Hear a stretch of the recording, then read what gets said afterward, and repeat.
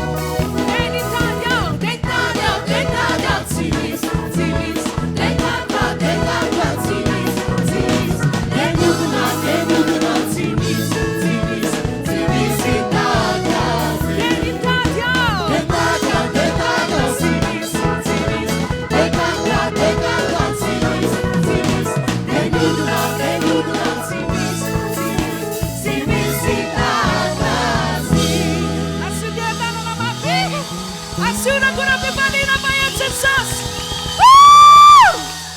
Dia rainy izy menazy rero ny voninahitra sady izany be tsy tatitatitsony izany ianao a tsy karokaroka tsony izany ianao a fa hoy izy Jesosy teo ambony azy fijaliana hoe vita.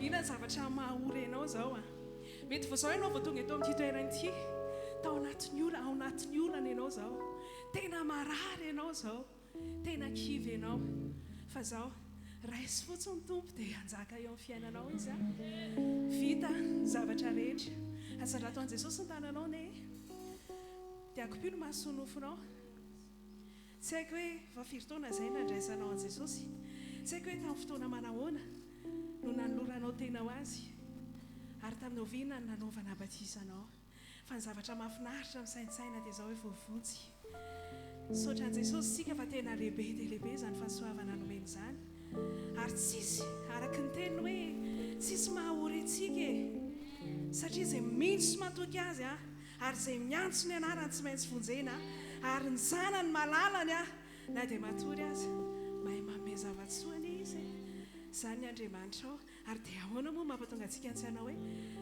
Andriamanitra ao iza marina no mihoatra anao iza ny tahaka anao jereny Andriamanitra ao ny habeny famindraponao tahaka ny avao ny lanitra amin'ny tany izany ny alebiazany fahalebiazan'Andriamanitra tompoko sy ny tomponao ao fefehoana azy ny tananao dia aza mifantoka amina zavatra afa-tsony amin'izao fa mifatoa saintsainy ny Andriamanitra hoe Andriamanitra lehibe Andriamanitra mahagaga Andriamanitra mpanasitrana izy Andriamanitra mpamaholana ary mpanome vahaolana maritra tsisy mihoatra azy amen alleluia alleluia alleluia alleluia mankasitraka anao zaray masina tsara indrindra lehibe ianao Andriamanitra miankohaka eto anatrihanao zay Jesosy matsiaro sambatra mihitsy manana anao Jesosy alleluia misaotra Andriamanitra alleluia misaotra Jesosy iza no toanao Andriamanitra iza no toanao iza no toanao na hoaiza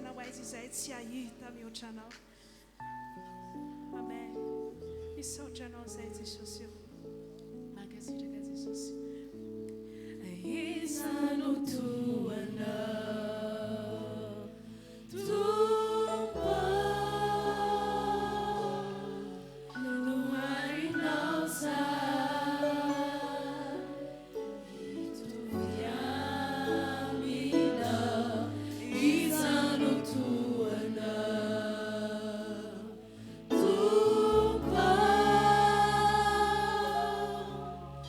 J'ai tout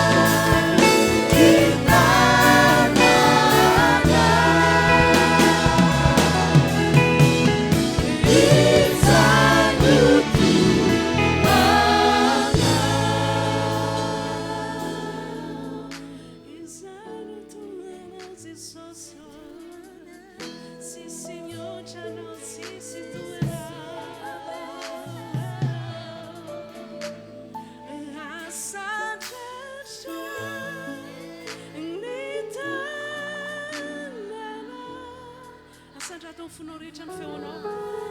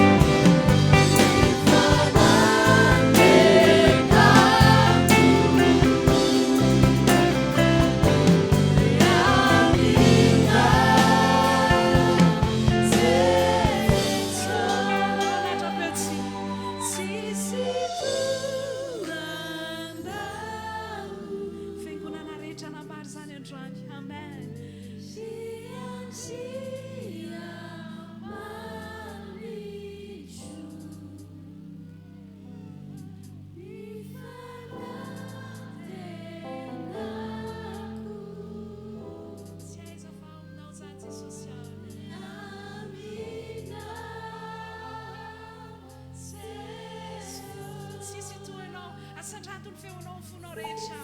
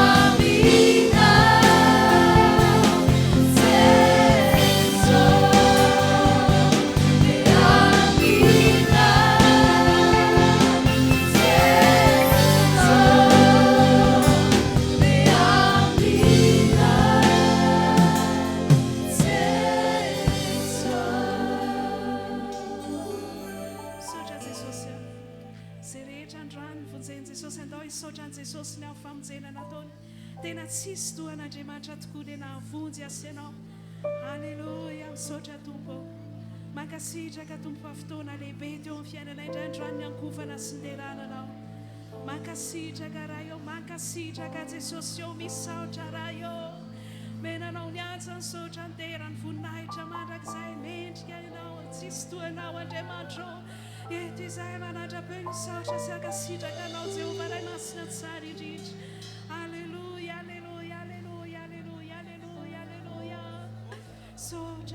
Misaotra fanamasina. Amen, amen, amen. Misaotra anao Andriamanitra. Mankasitraka anao ny amin'ity fotoana ity izay iaranay manompo anao eto. Mino ny fitahinao miasa eto sady izahay. Misaotra Tompo. Amen. Mankatoerantsika Tompoko. Ny lohateniny afatra izay entina ho antsika androany dia famporisiana antsika mba andeha hitory ny filazantsara, andeha hijoro vavolombelona, andeha ihany koa hivavaka ho an'ny marary anafaka ny olona amin'ireo herin'ny fanaratsy. Amen. Noho izany andehantsika nomana ny fiainantsika ho amin'izay afatra izay. Safady. Andehantsika nomana ny fiainantsika ho amin'izay afatra izay. Voalohany aloha atoloro an'Andriamanitra ny fiainanao rehetra. Mba tena hoe ho an'Andriamanitra tokoa ianao mandritry ny anim-piainanao eto ambony tany. Ary raha ohatra ka natsapa-teny ianao fa ny sapam-piainanao nanaraka fanao ty izao tontolo izao ity, ibebao zany. Ary manapa-hevitra hoe tsy ho amin'izany tsony ianao. Ary faharoa dia atsakany tananao anatin'ny vavaka dia hoe Tompo inty ao hiasa ho anao, inty ao hitory ny filazantsara, hitory vavolombelona. Amen. Andehantsika anao hira anankiray vita tehirety anao a Tompo dia hivavaka tsika rehetra epepetrahana ihany.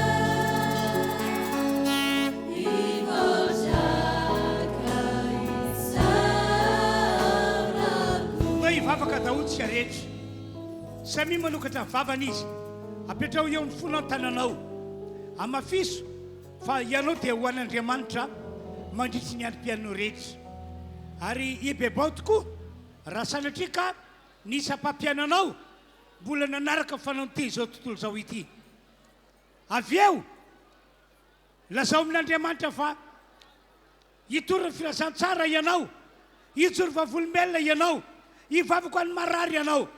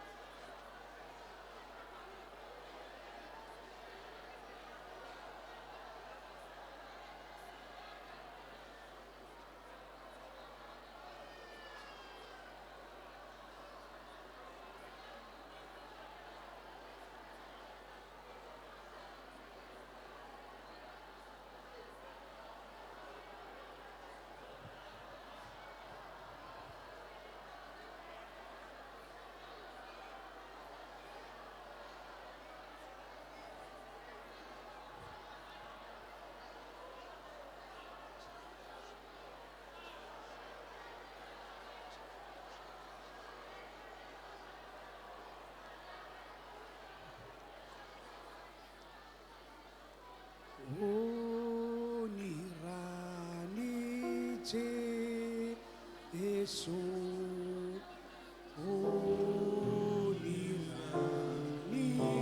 Jesu onirani no mana diwai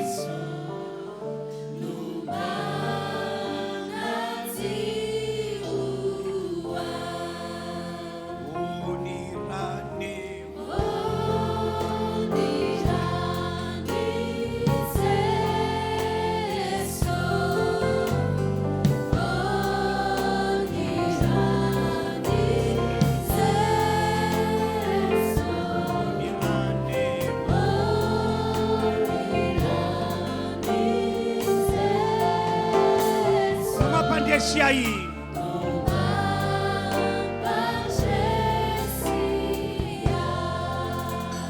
onirane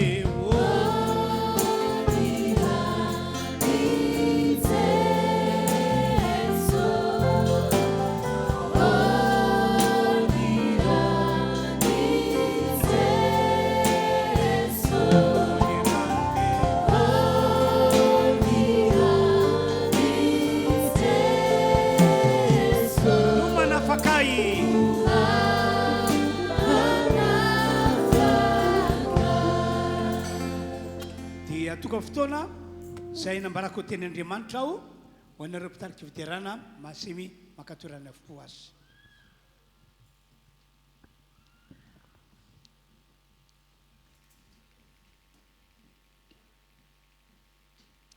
hovakitsika ny baiboly ato amin'ny Isaia toko faheniny dia vakina ny andininy favalo toy izao no voasoratra Isaia toko fahenina dia vakina ny andininy favalo ary nandre ny feon'ny tompo aho nanao hoe iza no iraiko ary iza no andeha irakay dia hoy izao inty aho irao ao. Averiko fakena ihany le teny. Ary nandre ny feon'ny tompo aho nanao hoe iza no iraiko ary iza no andeha ho irakay, dia hoy izao, inty aho irao ao. Marika indray toko faha 11. Marika toko faha 11. Dia ny andininy faha 7 ka hatramin'ny andininy faha 20. Vakina ny teny tahaka izao. Rehefa afaka izany dia niseho tamin'ny 12 lahy Jesosy raha nipetraka nihinana ireo. Ary izy nanome tsy ny azy noho ny tsy finoany sy ny amafonifony, satria tsy ninony ireo efa nahita azy rehefa nitsangana izy. Ary hoy Jesosy taminy, mandehana any amin'izao tontolo izao ianareo ka mitory ny filazantsara amin'ny olombelona rehetra, izay misy atao batisa no vonjeny, fa izay tsy mety mino no elohana. Ary zao famantaran'izao no naraka izay mino, amoaka demonia amin'ny anarako izy, hiteny amin'ny fiteny izay tsy mbola hainy izy, andray amin'ny anarana izy, ary na dia misotra avy mahafaty aza izy, dia tsy hampaninona azy zany. Ametra tanana marary izy dia ho sitrany reny. Ary Jesosy Tompo rehefa niteny taminy dia nampiakarina ho any an-danitra ka nipetraka eo ankavanan'Andriamanitra. Fa izy ireo kosa dia lasaka ny toroteny eny tontolo eny, ary ny tompo niarana isa taminy ka nanamarina ny teny tamin'ny famantarana izay nomba azy. Ny fanontaniana apetrako aminareo rehetra rehetra tonga eto dia izao: fantatrao ve ry fiangonana ny antony mahatonga anao mbola velonaina eto ambony tentany ity hatramin'izao? Fantatrao ve ny antony natonga n'Andriamanitra nanome tompon'andro avelomana anao eto ambony tentany ity? Fantatrao ve izany? Kanefa fantatr'Andriamanitra ary fantatsika rehetra fa eto ambony tentany ity dia misy fahavalo, misy devoly be dia be mandehandeha, misy azy daholo ny toerana rehetra. Ny filazan'ny Efesiana toko faha 9:12 dia hoe eny amin'ny rivotra no misy an'ireo fanaratsy ireo, eny amin'ny rivotra. Izany hoe tsisy toerana tsy ahitana devoly, tsy ahitana fanaratsy, fa saingy tsy hitantsika maso izy. Kanefa ihany koa mandritra fahaveloman'ny olombelona eto ambony tany, tsy mitsahatra mitondra zavatra ratsy, mitondra olana, mitondra retina, mitondra korotana eo amintsika zanak'olombelona ny devoly fahavalo. Efatra amin'ny taloha ka mandraka ankehitriny dia manao an'izay mission izay ny devoly.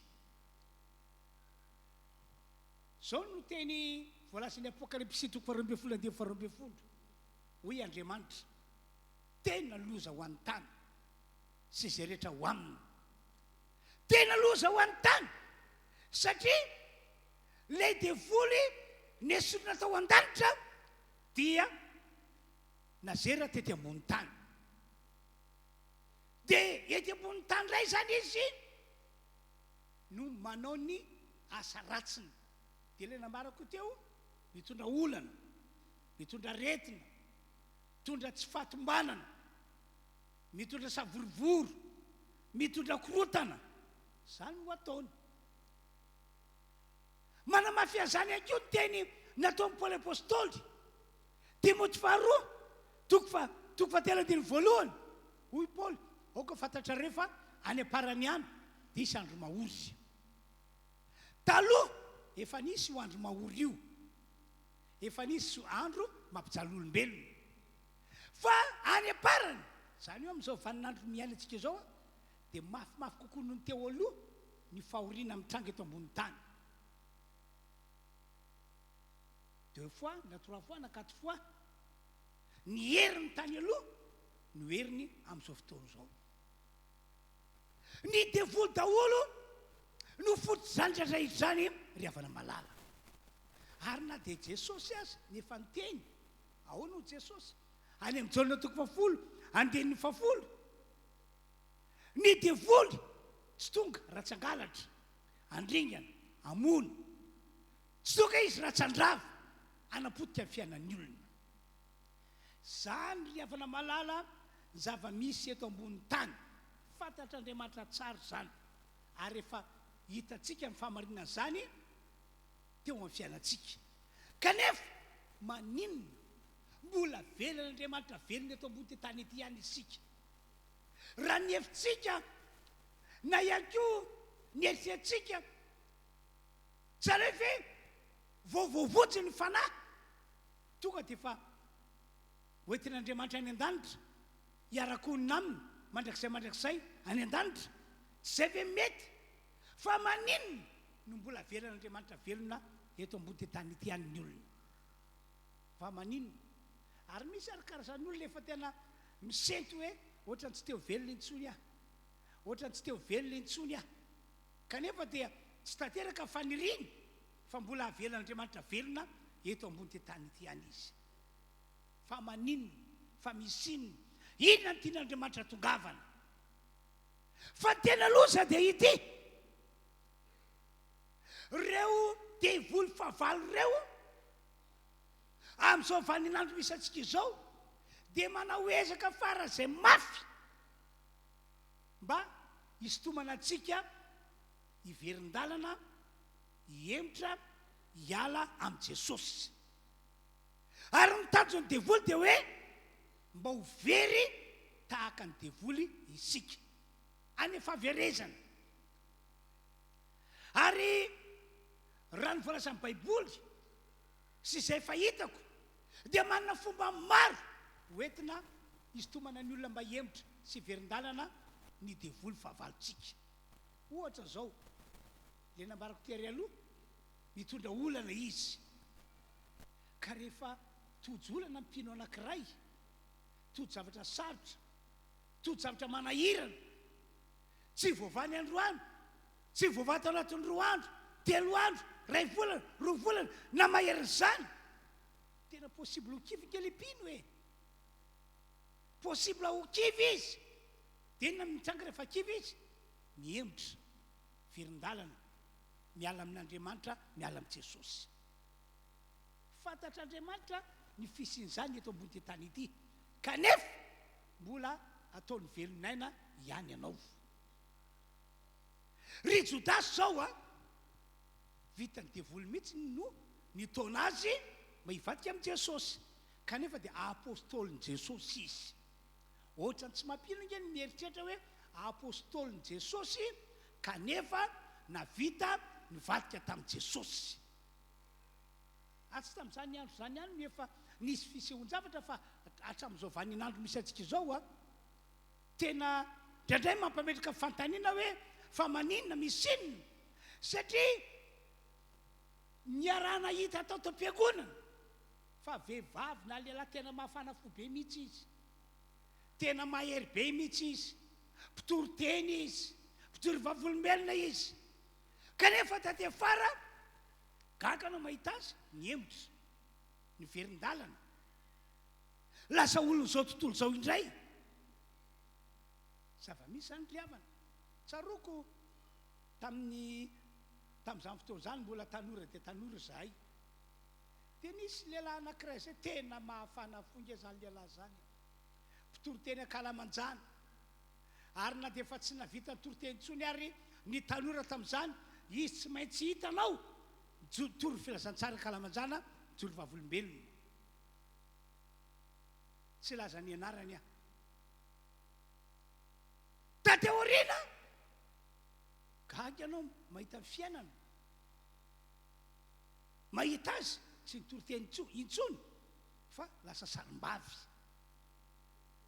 dia antsona izy ao na rahalahy zao a amin'ny anarana zaho tsy zany fa fanja ny anarako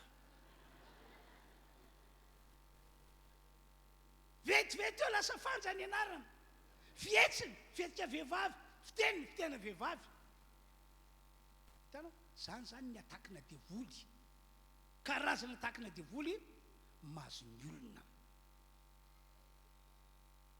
jodasa hoy ao vitany devoly ny taona azy nivadika tamin'i Jesosy, vitany devoly ny taona azy niala tamin'i Jesosy. Satria nahoana? Satria tafiditra tao anatin'ny jodasy ilay fanaratsy, no tsy fitandremana, no tsy famalinana, dia tafiditra fanaratsy.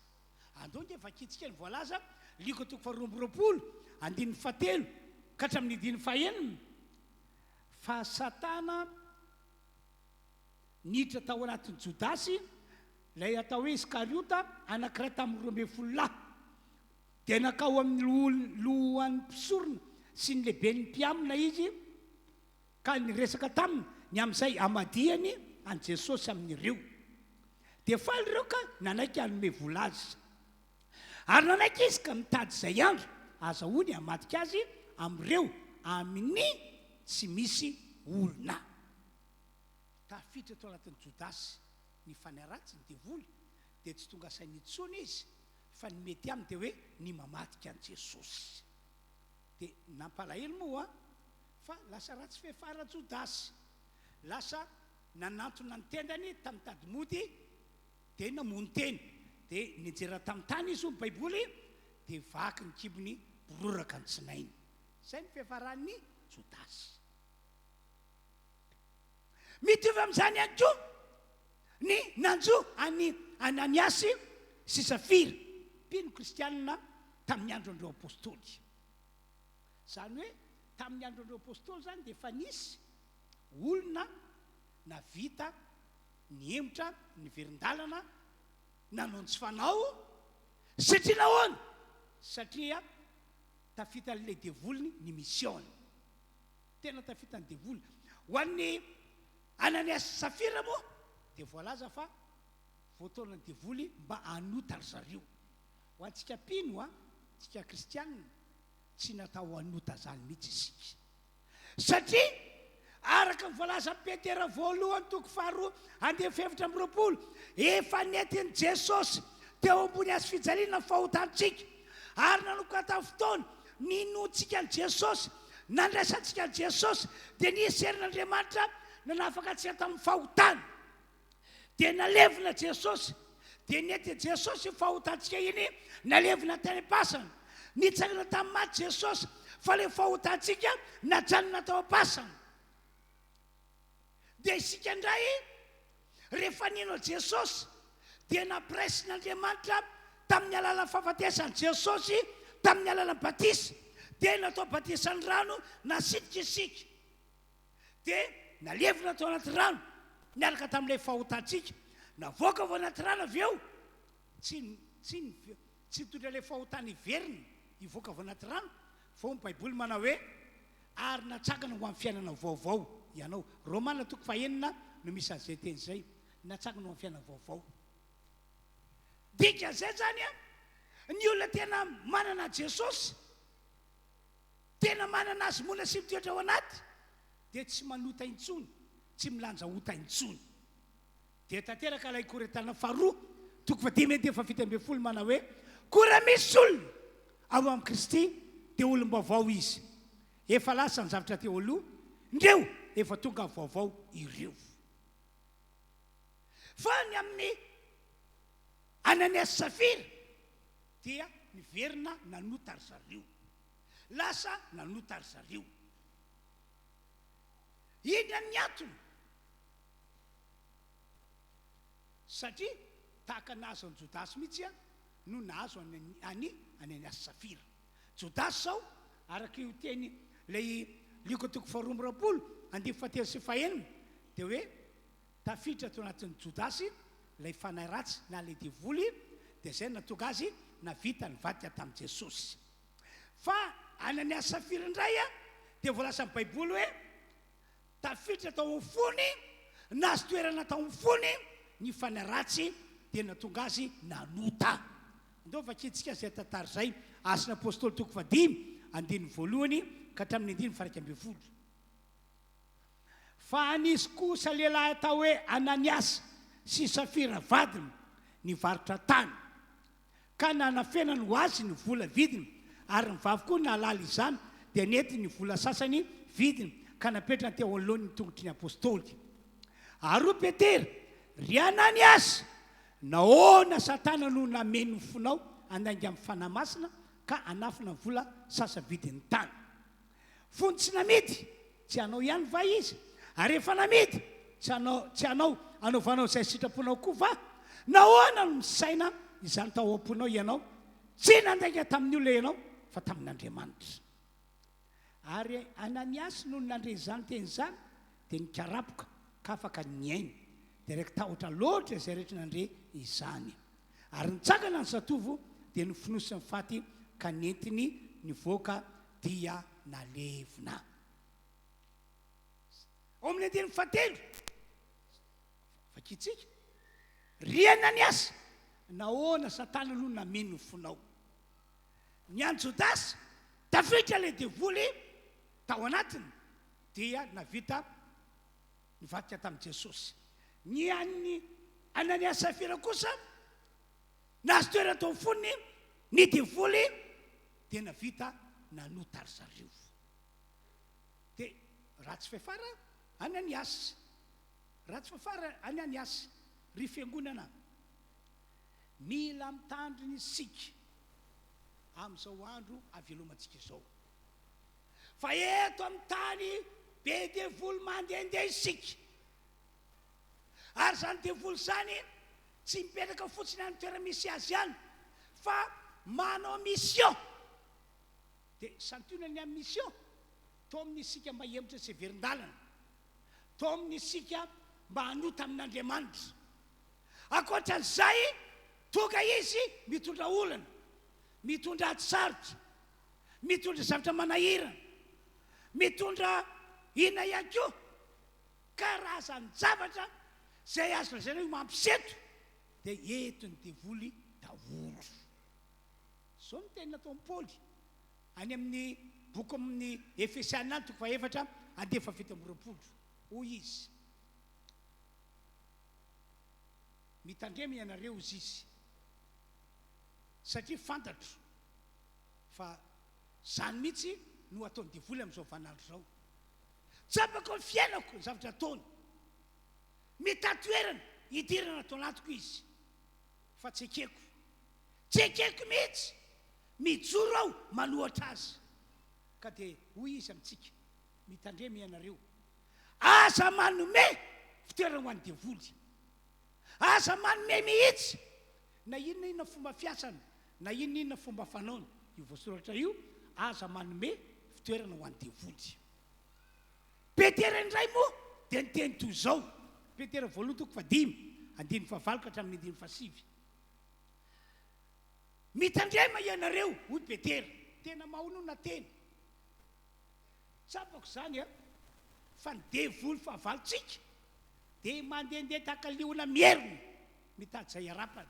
Tena mandehandeha, tsy hoe manao repos izy, fa mandehandeha mitety-pino.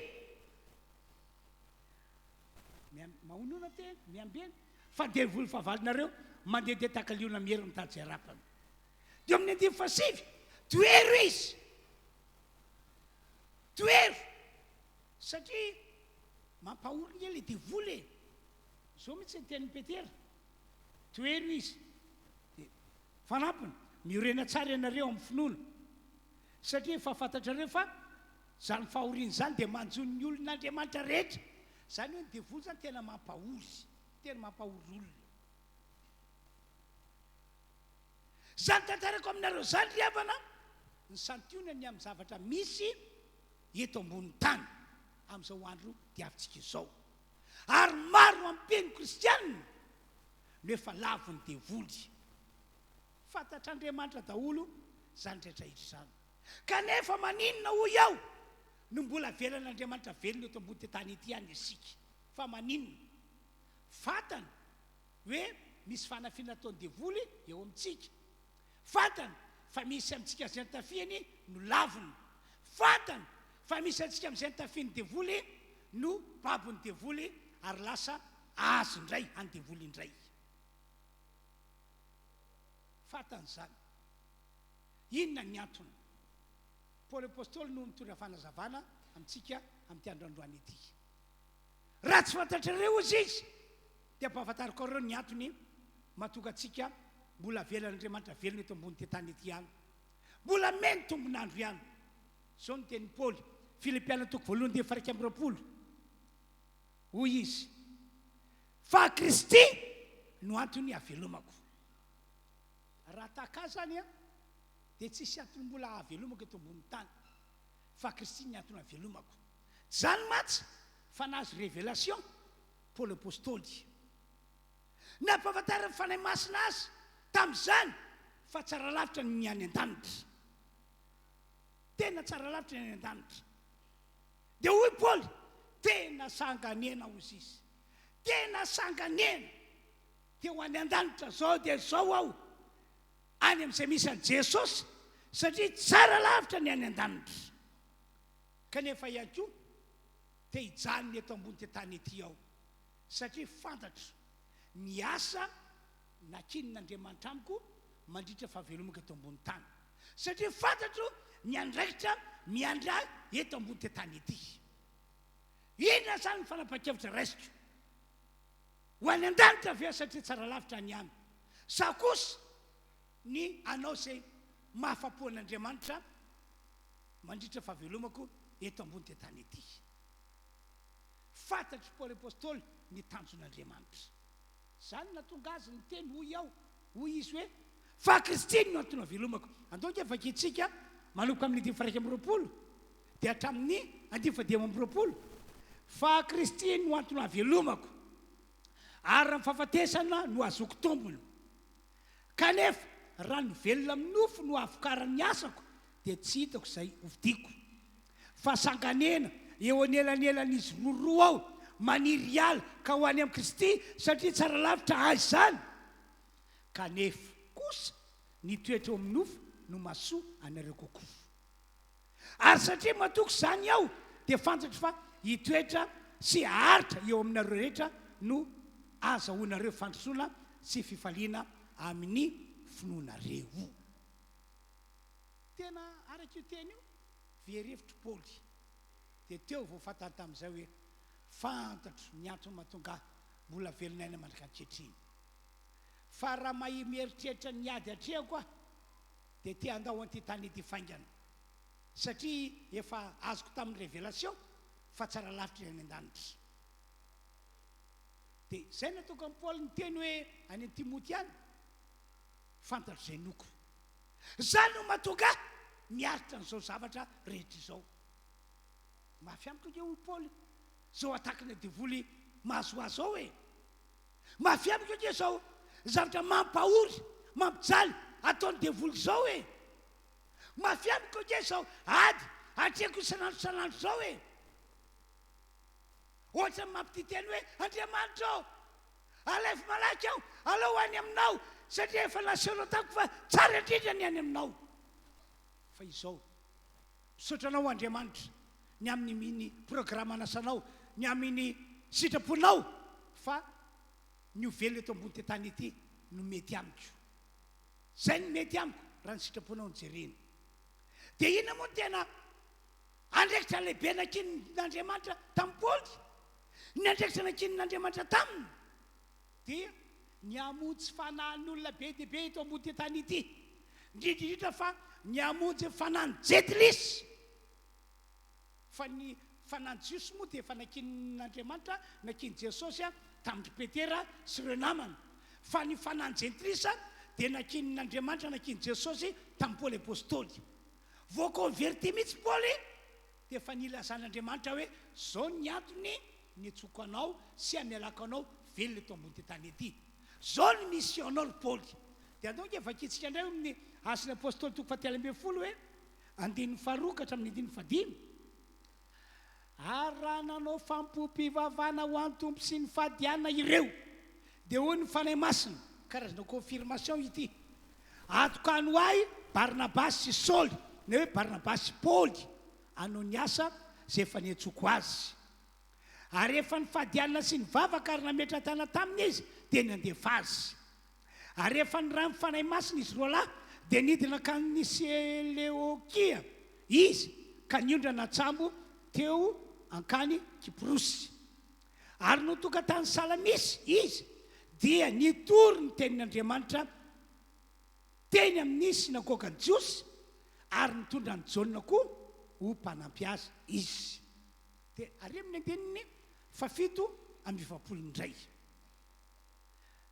zao no témoignage-n'i Paoly fa zao no nandidiny tompo anay efa nanendry anao ho fahazavany jentilisa aho mba ho famonjena hatrany amin'ny farany tany ianao. Efa nataoko fahazavana ianao, efa nataoko jiro manazava ianao, fahazavana ho an'ny jentilisa, jiro ho an'ny jentilisa tsy eto amin'ny ty tanàna misy anao ty ihany fa hatrany amin'ny farany tany. Zay zany ny andraikitra lehibe nakin'ny tompo tamin'ny Paoly dia azony tsara mihitsy le izy misaotra Andriamanitra fa dia tsy sitrapoko aneny no atao fa sitraponao, tsy tiako aneny no atao fa nitianao, manaiky aho mivelona eto ambony ty tany ity.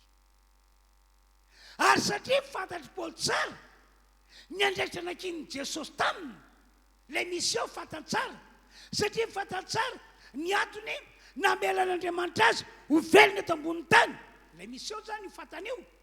Dia ina ho ianao atao amin'ny Paoly ny asa mafy ho an'Andriamanitra izy, tsy nanao tsy rambona na kitoto an'izany ny andraikitra lehibe nakin'ny Jesosy tamin'izany izy. Zao mihitsy ny témoignage-ny Korintianina voalohany 7:20 hoy izy tsy maintsy mitory ny filazantsara aho fa lozako raha tsy mitory ny filazantsara. Andraikitra lehibe nakin'ny Jesosy tamiko zany tsy saiko ny manao kitoto na ny manao tsy rambona an'izany andraikitra lehibe nakin'ny Jesosy tamiko izany, ka izany no ilazako aminareo hoe lozako raha tsy mitory filazantsara aho. Dia any amin'ny Korintianina voalohany 7:20 ka hatramin'ny 9:20 dia mbola niteny toy izao Paoly rehefa avy eo vakina io teny io. Paoly zany a dia tsy teo ho lavin'Andriamanitra raha tsy zay, fantany tsara matsy fa possible ny mpino ny olon'Andriamanitra tahaka antsika ho lavin'Andriamanitra ny sasany raha tsy zay, ho lavina tahaka izay nambaran'i Jesosy, tsy hoe zay manao ako hoe tompotompo nitra fanjakany lanitra fa zay manao sitrapondraiko izay ny an-danitra ihany. Be dia be no manao azy hoe tomboka, be dia be no tory-vavolombelona hoe efa nanao zao, efa nanao zao, fa tsy akeko hitra fanjakan'Andriamanitra ianareo. Zany hoe zay teny nataon'i Jesosy zay zany dia manambara fa misy amin'ny fiangonana kristianina tahaka antsika izao, misy amin'ireo olom-boavotsy tahaka antsika izao no lavina rahatry zay. Dia fantatry Paoly fa misy zany, ka natoka amin'ny Paoly tsy nanao kitotoa mihitsy ny andraikitra zay nakinina taminy. Io teniny tsy fantatrareo fa izay miazakazaka eo amin'ny tany fiazakazana dia samy miazakazaka avokoa, nefa ny ray ihany mahazo loka.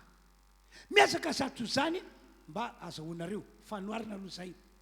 Ary mpiazakazaka rehetra dia mahony tena amin'ny zavatra rehetra, kanefa ireny dia mitady ao satroboninahitra mety loha ihany fa isika kosa tsy mety loha. Raha izao Paoly dia miazakazaka ao nefa tsy toy ny manao kitoto ary mamely totondry aho nefa tsy toy ny mamely rivotra, fa asiako mafy ny tenako mangana ka andevoziko, manao ny aiko tsy ho zavatra ozy izy fandrao na dia fanotory tamin'ny sasany izao dia ho lavina kosa ny tenako.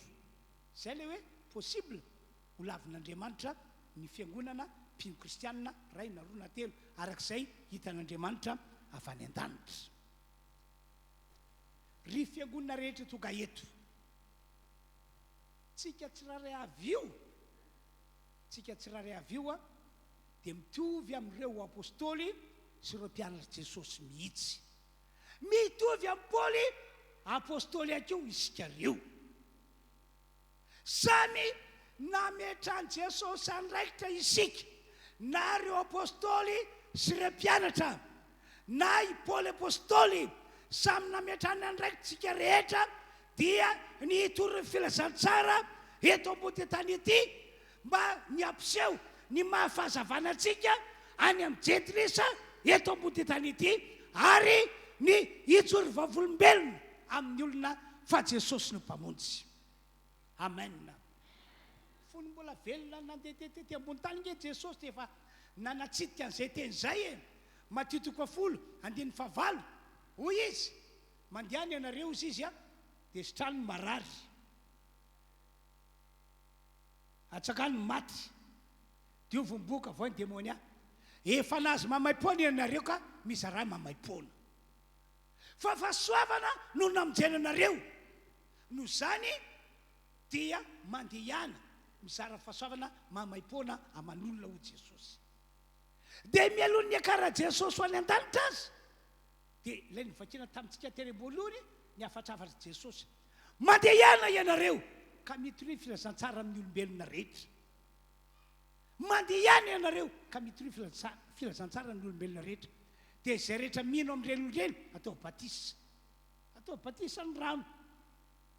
Dia eto dia matsiaro fa tsy ireo apôstôly nareo mpianatra Jesosy ihany akory, tsy Paoly ihany akory no nametrana andraikitra tahaka izany, fa isika rehetrarehetra tonga eto mandray izao tenin'Andriamanitra izao, ianareo zay manaraka izao Fotoam-bavaka izao amin'ny alala Facebook na YouTube na télévision,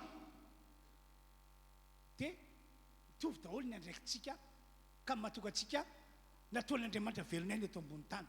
Andao nge vakina ilay jauna 7:20 jauna 7:20 vakina amin'ny anaran'i Jesosy ilay teny. Dia andininy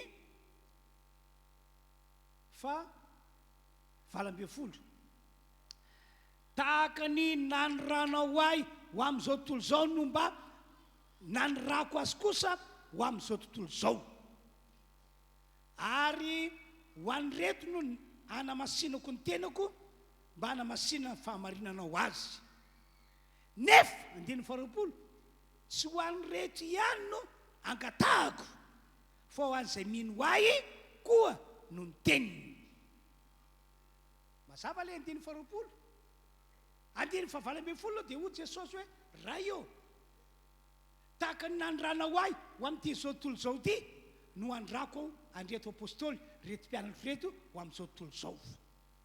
Dia nataon'i Jesosy passation, ny fanahy izay nomenao ahy, ny ositra izay nanosoranao ahy dia ho apetrako amin'reto apôstôly sy reto mpianatra reto mba havita ny vitako ihany koa izy ireo. Dia 20, raha io tsy ho an'ireto ihany ke no nangatahako e, tsy ho an'ireto apôstôly reto ihany ke e, tsy ho an'ireto mpianatra reto ihany ke e, fa ho an'izay mino ahy no ny tenin'ireto apôstôly, no ny tenin'ireto mpianatra. Zany hoe tsika io zany a efa lasa mpino, lasa olon'Andriamanitra, dia zay andraikitra napetraka ny tombo Jesosy tamin'ireo apôstôly, tamin'ireo mpianatra, dia apetraka amintsika ihany koa. Inona ilay andraikitra? Isika mandeha mitory ny filazantsara, manambara amin'ny olona ny amin'ny Jesosy Kristy.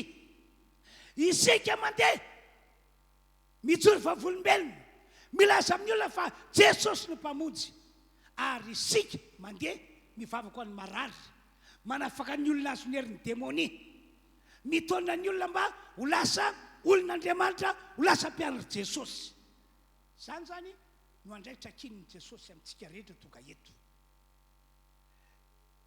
Dia izao a, raha ohatra ka mandatsa anao ny asan'Andriamanitra tokoa ianao araka ny andraikitra napetraka Andriamanitra aminao, inona re mety hitrange? Inona re mety hiseho e? Satria ny olona tsy mandray baika avy amin'i Jesosy, tsy mananatanteraka baika avy amin'i Jesosy, tsy tsapanao ve hoe lasa sakaizan'ny devoly zany olo zany, naman'ny devoly zany olo zany, satria ilay programme ny devoly no tanteraka. Ny olona ke zao sakana mba tsy hitory teny e, sakana mba tsy hitory vavolombelona e, be dia be mihitsy ny fomba entin'ny devoly manakana ny olona, tsy hanao an'izany asa zany e. Dia omenao vana ve ny devoly? Miorena tsara, mijoroa tsara, ary manapa-hevitra fantatro ny antony. Matoka mbola velonainy, andeha hitory filazantsara manomboka izao, andeha hitory vavolombelonao, andeha hivavaka ho an'ny marary ao. Deo hiteka mafan'Andriamanitra isika. Halleluia, amen. Ho an'ny Paoly apôstôly a, dia tena resy lahatra izy fa tena afa-po ny tompo tamin'ny fanatanterany ny andraikitra zay nakiny Jesosy taminy tena afa-po ny tompo ary zany natoka Paoly andovake vakina ary teknisianina Timoty faharotoko faefatrao 5 ka hatramin'ny 5 fa izao Paoly dia efa tolotra sady ary efa mbiakaiky andro fialako tsapany Paoly ke sisa dia andao anty tany ety ho tanteraka le faniriko hoe ho any amin'ilay tsara indrindra ao 7 efa niady ny atsara aho na tanteraka fiazakazako aho nitahiry ho finoanao ary zao dia tehirizina ho any satroky vonatra ny famarinana zay omeny tompo mpitsara marina ho ay amin'izay andro zay ary tsy ho ay ihany fa ho an'izay rehetra tiany fisehoany ako ry fiangonana tian'Andriamanitra sika amin'ny fiafarany tantarantsika dia mba afaka hiteny tahaka amin'ny Paoly hoe vita ny mission nampanaovanao ahy vita satria tahorinandreny afatrafatra nampitorianao mpanomponao reny dia nanomboka nandeha aho nitory ny filazantsara nanambara tamin'ny olona ny amin'ny Jesosy Kristy fa izy ny tompo izy ny mpamonjy jory vavolombelona fa tsy miova Jesosy ho marisany eo ary mandrakizay mila miasa ianao amen misy fanasana be dia be zao ao tokony nandeha hiasa isika zarandre fanasana ireny ho azy mahay mitoroteny manambara filazantsara torio ho an'izay tsy mahay mitoroteny afaka mijory vavolombelona ianao ho an'izay tsy mahay mijory vavolombelona asa tsy anao hoe mitantarany zonona ataon'Andriamanitra taminao hoety ny fanasana dia raso amin'ny olona manao fotoany dehibe zay mandritry ny volana jolay ao figonana RHEFI Androndrakely ity misy fanasana anasiako anao tongava fa ho tain'Andriamanitra vonjen'Andriamanitra ianao efa nisy mpanampy an-trano tery izy amonjy ny patron kanefa amin'ny fomba ahoana moa no amonjeny patron hitoriany teny amin'ny patron mety sarotra aminy dia nalainy le fanasana dia napetraka teo ambony latabatra dia lasa izy nanao raratany dia nandalo le patron vavy inona kory ty mba lehilahy izy akoho ty amin'ity zavatra ty izy ary ty lehilahy ty azy ory miaratsy miteny anarana ory soa ianao ka nametraka ty teo ambony latabatra eny madame fakandry vavakany eny madame amin'ny alahady hoety ho any vavaka tsy hitanao fa tena niasa ve ny herin'Andriamanitra tamin'ny alalan'ny fanasana napetraka fotsiny teo mba ho hitan'ny olona tena tsy sakatra sainga fiasan'Andriamanitra fa mila mandeha fotsiny ianao mila mandeha ianao fa tahaka ny ombany Jesosy andreo apôstôly nombany ianao inona voalaza amin'ny baiboly atao amin'ny Marka 9:20 ary izy ireo dia lasa nitoroteny teny tontolo eny ary ny tompo niara-ny asa taminy ka nanamarina ny teny tamin'ny famantarana zay nomba azy momba antsika Andriamanitra momba antsika Jesosy ko dia mandehany ianareo halleloia fa ity misy zavatra anankiray tena mampieritreritra tompoko mba tiako ho dinidininao sy fakafakainao ny famarinana sokafako ngery teknisianina ao amin'ny bokyny Exodosy eo 7:20 Exodosy 7:20 dia zao ny voalaza 5:20 fa manompo an Jehovah Andriamanitrareo vokany dia hitany haninao sy ny ranonao izy vokany hoe esorina aminao ny aretina 5:20 tsisy ho afa-jaza na momba amin'ny taninao ho tanterako nisan'ny andronao zany hoe raha manompo an'Andriamanitra ianao vokany dia ho afana amin'ny ozina ianao manaraka ihany koa dia 7:20 ampandeha ny fatahoranay eo anoloanao ao ka ampanaritaka ny fahavalo rehetra ampanaritaka ferina rehetra zay alianao ary ampiambo ny favalinao rehetra anao ao. Zany hoe raha manompo an'Andriamanitra ny olona dia ny vokatra zany Andriamanitra mihitsy mitratrehitra dia ataon'Andriamanitra mifanaritaka rehefa valo ary ataon'Andriamanitra mandositra anao rehefa valo. Andefa valo amby roapolo ary ampandeha fanenitra eo alohanao ao kandroaka ny vita sy kananita ary ny tita eo alohanao ireny. Zany hoe raha manompo an' Jehovah Andriamanitra ao ianao dia za mihitsy no aniraka andreo fanenitra. Fanenitra otsika takolam-panenitra moa le tranon'iny fa fanenitra dia ireo zany no saiko mandroaka andreo favalinao hiala eo alohanao fa ianao tsy manao na inona inona. Dia lasa lasa eritreritra hoe fa manina tokoa no misy mpino tsy mety sitrana mihitsy. Eny mety misy no tsy sitrana no fitsapa-toetra fizatoetra mahazo azy zavatra mety misy zany, fa misy kosa tsy sitrana mihitsy. Satria nahoana? Satria tsy isan'ireo olona manolo tena nompan'Andriamanitra izy, tsy isan'ireo olona mandray ny andraikitra zay nakiny Jesosy taminy izy dia nitory firazantsara na hitsoro vavolombelona. Tsy isan'ny olona moa amin'izany izy dia eny izy marary. Kanefa voasoratra hoe raha manompo an' Jehovah Andriamanitra ao ianao dia hosoroko aminao ny aretina. Raha manompo an' Jehovah Andriamanitra ao ianao dia rehefa valinao reo ataoko mifanaritaka dia mandositra. Raha manompo an' Jehovah Andriamanitra ao ianao manao ny asany dia io voasoratra atao amin'ny andininy favalo amby roapolo ilay nyvakiana teo fa Andriamanitra mihitsy no andefa fanenitra ampandositra andreo favalo.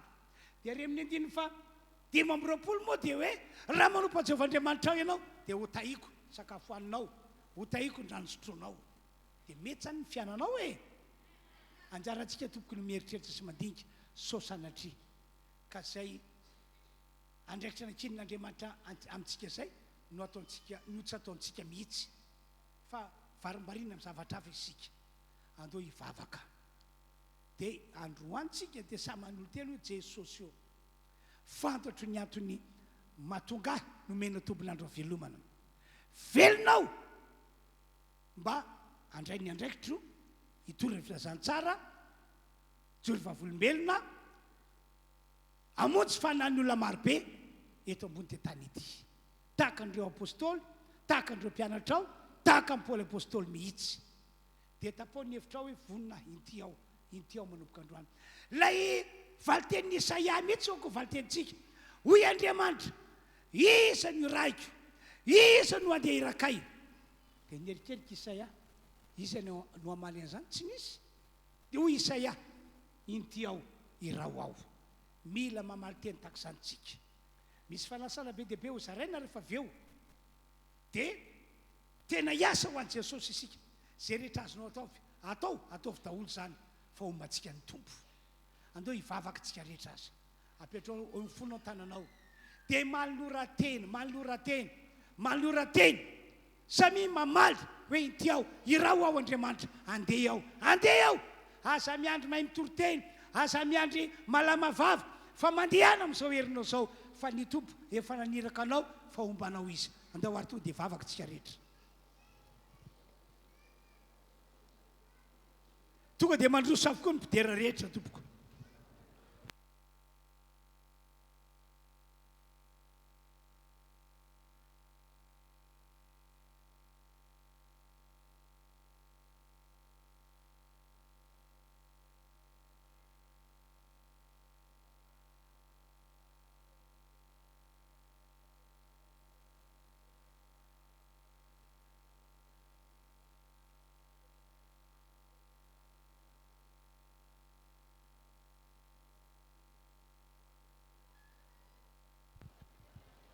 Samy mivavaka isika rehetra tompoko. Na izany ianareo toka eto ka mahatsapa-tena fa fiangonana olom-bavonjy valio ny antson'Andriamanitra ary mandeha ihany tahaka ny nataon'ireo apôstôly sy ireo mpianatra Jesosy ary tahaka ny nataon'ny Paoly apôstôly malokana. Mandeha ihany amin'izao herinao zao. mandeha ihany amin'izao herinao zao.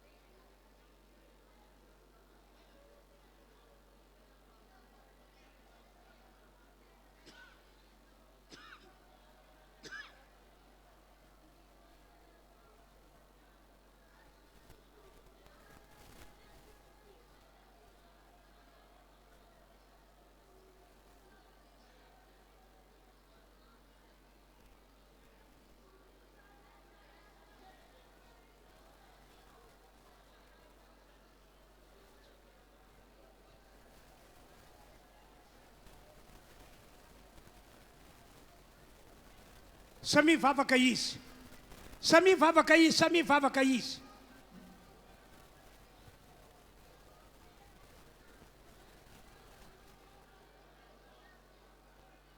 Samy vavaka izy. Fantatrao amin'izay ny marina, inona ny antony havelomanao eto ambony tany. Fantatrao amin'izay ny marina, inona matokanao mbola velonaina.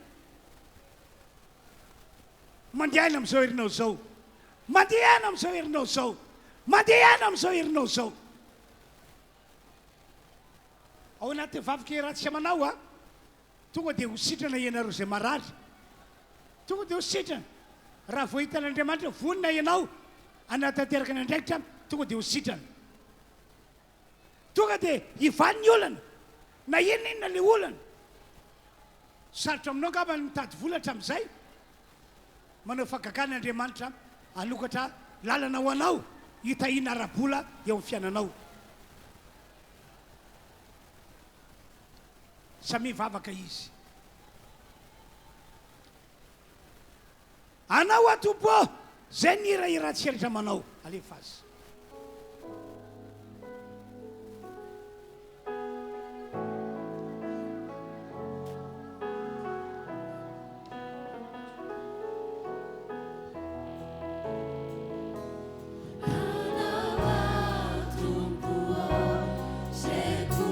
Efa n'Andriamanitra isika rehetra tompoko, efa ianao zany feon'Andriamanitra miatso anao ho amin'ny fanompona zany.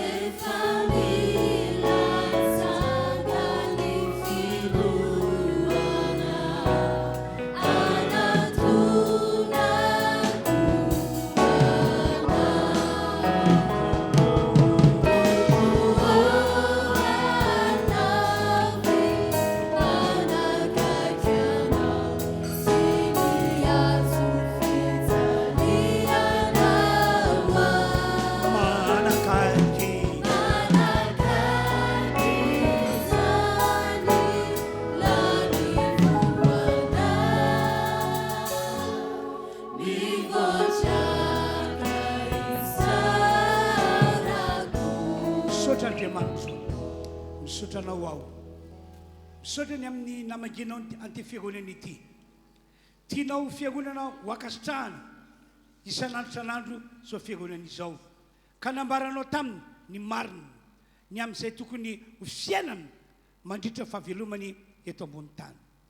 Vavaka aminao ao tahaka nombanao andreo apôstôlany nombanao azy.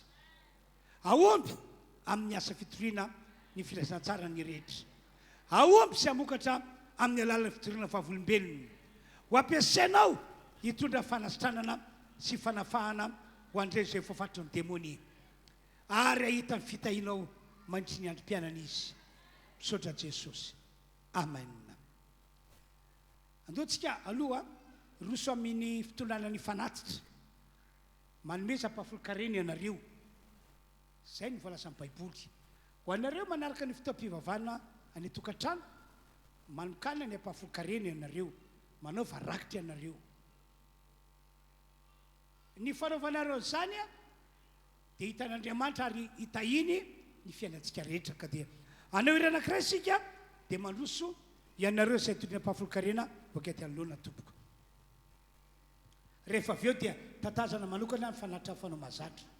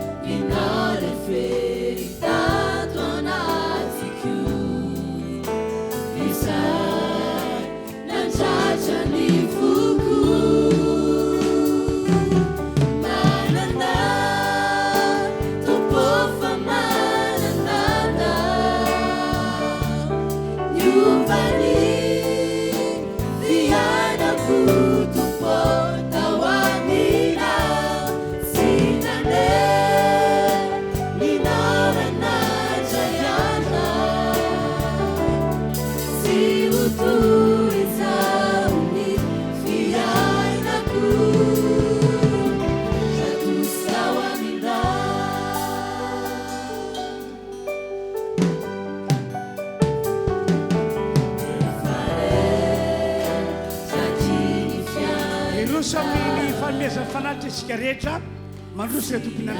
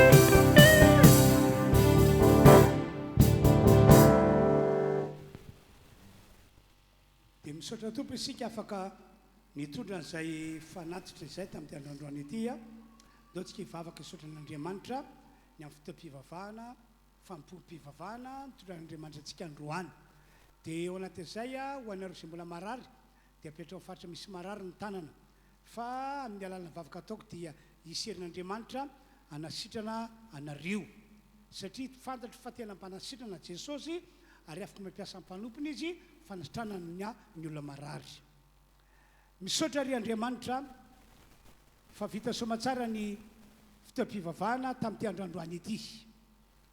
Misaotra sy makasitraka anao zahay ny amin'ny fahatsaranao ka androany dia nataonao nahery ny olona ka tsisy pereperaka intsony satria fantany ny antony havelomana ary ireo izay marary sotraniko daholo ho esoriko amin'ny herin'ny aretina ho esoriko amin'ny herin'ny fanantenana mandidy anao ry aretina mikala amin'ny anaran'i Jesosy esoriko amin'ny olona ny aretina mahazo azy mikala zao dia zao mikala zao dia zao misaotra tompo halleloia amen.